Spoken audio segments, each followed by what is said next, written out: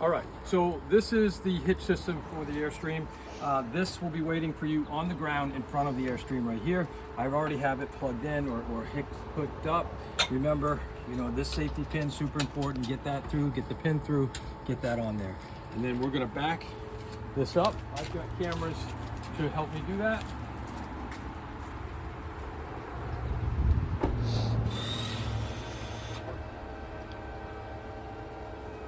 Good. Right there. Oh. There. And then it rolls forward a little bit. So that should go down. All right. So once I hit this, I want to keep my hand on it and let that come down. Now this is coming down in a bit of a funky spot. Most likely I'm going to have to pull the truck forward a little bit, which is all part of the process. Yep. And maybe, no, she's going to find her way it's in. going to go in. Okay, so I get all the weight on my truck. Now there's a little bit of air in there, but I At stopped. the bottom. I'm gonna latch this down while I'm here. I'm gonna go ahead and plug in. You guys will have a Bluetooth. I know that everybody's different on that one. Yep. That's right. All right. This cable is, if God forbid something is done wrong, this is hooked to your frame and that's gonna pull away and lock up the brakes of the camper. This is the area right here where everything is just super important that it's done correctly. You know, there's no room for human error here. We want to do it all the right way. So, hook these chains up. These chains are super long on this, so I twist them quite a bit.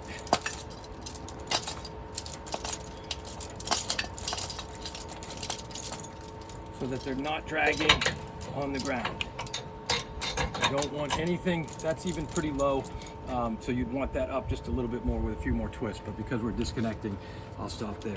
Now, we have an issue right here, which I'm glad it's happening. I can't shut this. We don't really have good purchase. What has to happen is the truck's gonna pull forward ever so slightly. So as he pulls forward, you're going to see that this will settle in. Good.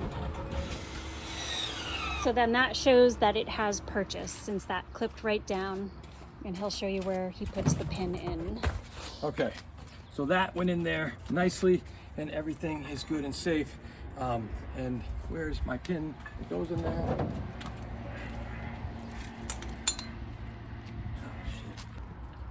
Okay, so pin. So once you have this hitch in place, this pin is one of the most important things in this whole process because we want to make sure that this hitch is locked to the ball. So that slides through here and then goes onto there. Now it's a little bit tough to get off when you're taking things off. So I'm gonna leave you these needle nose pliers in the back compartment. Please keep them there. I think my dad gave me these. So we want them, and that's how you'll take it off. It's a little tougher, but it goes. All right, so this is the part that is now very specific to weight distribution hitches. I was a little intimidated with these at first, about, I don't know, almost 10 years ago now when we first started this. I had a set, they sat around for a while until I figured out, watching YouTube videos on how to do it. First step, lettering facing up. This is gonna be going kind of parallel to the bumper of my truck. And so I put this spot on the bottom here, and then this pin, can you see that, the video? This little right here, pick that up, put that down. All right, and then look at that. How am I ever gonna get that in? I will show you. I'm gonna do the same thing to the other side. Parallel, lettering up. Goes in, circles around, same thing. How am I gonna get it up? Here's how you do it.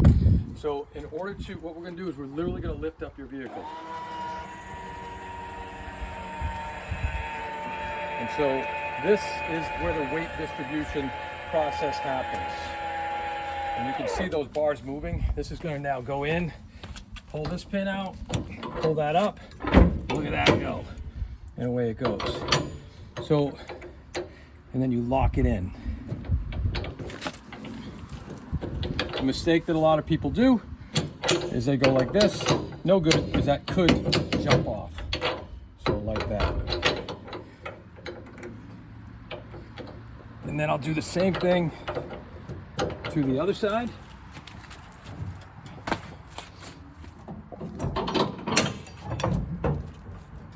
all locked in, pins in, and that's good. Now, you can't drive down the road like this. So you would now have the weight distribution bars in properly. Now we're going back down.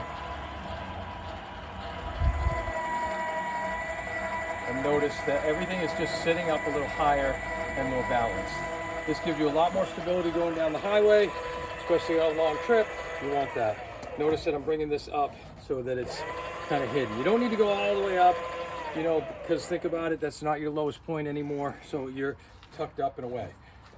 Now to get it off, it's everything but opposite.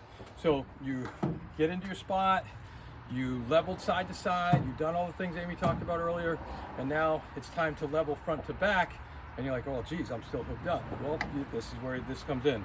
So all you do is bring this down, and you're going to take that weight off, because right now, you can't get it off. That is on there pretty tight. And so that's just got too much pressure on it. So you're gonna go and jack that down, lift your vehicle up a little bit until you can pull those bars off. And then once you do, we recommend taking this whole assembly off, kind of hiding it behind the trailer at your campsite, because this is the worst shin banger known to man. And that's that. Okay. So this is the sway bar combination deal. Now, in the event that you pop this fuse, because notice when you're running this, oh, I'm going the wrong way, and you go up real fast, Amy mentioned this, you're gonna pop that fuse. And if you do and you don't have any more fuses, you take this off, let that dangle. This tool is located in the back compartment as well. That goes on there, and you can activate this whole thing by hand as well. So it's just a backup. Hopefully you don't need it, but it's nice to have those. Yep. All right, and any quick towing tips? So when towing, number one thing is give yourself space. Always, you know, whatever kind of like car length that you normally travel, you want to be back away from other vehicles. Amy's going to go over with you the Bluetooth braking system. Every time you operate the brakes in your vehicle, the brakes in this are also going to operate. But you really, the space is a big thing. People are going to see you and do anything they can to get by you. Let them go. You know, they just, it's a funny thing when people see campers.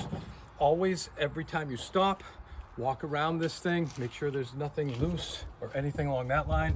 Every time I stop, I check tires, I check hitches, I like the way things look, and everything's good. When you are at tight spots like campgrounds and things like that, follow me, hon. So, let's imagine I'm a tree. If I take my truck and I turn real close behind me, that trailer is going to track right at me and we're going to have a problem. So that's when we talk wide turns. The truck needs to circle way out wide. Whenever I'm in a campsite, I'm obviously looking in front of me, but I'm always looking at my mirrors. How is that camper interacting with trees, branches, and other things like that? That's a place that you just want to go slow and easy on. When backing up into a spot, Amy and I saved our marriage. What do, hon? I hop out of the truck and I call him on my phone, and I get out behind the camper and I will direct him as he's backing in. So I might say, okay, come back, you got 5 more feet and you want to go driver's side. And so that means that he's going to move the back of the trailer towards driver's side, which means you're turning your wheel to the right or driving towards the passenger side, the opposite direction. And then that helps. The key with the Airstream, when you're backing, it's a single axle and it's tiny, so every little tiny movement of your steering wheel is going to react pretty quickly. So don't make like really big drastic turns with your steering wheel. It's funny that the larger camper next to it is just easier to back up. Smaller the camper, the smaller the trailer, the more it reacts quickly to your turn. So just slow and easy. That's the key thing. And people at campgrounds love to help out, so don't be afraid to ask for help. All right, we'll cut from there, and one more for Bluetooth. Okay.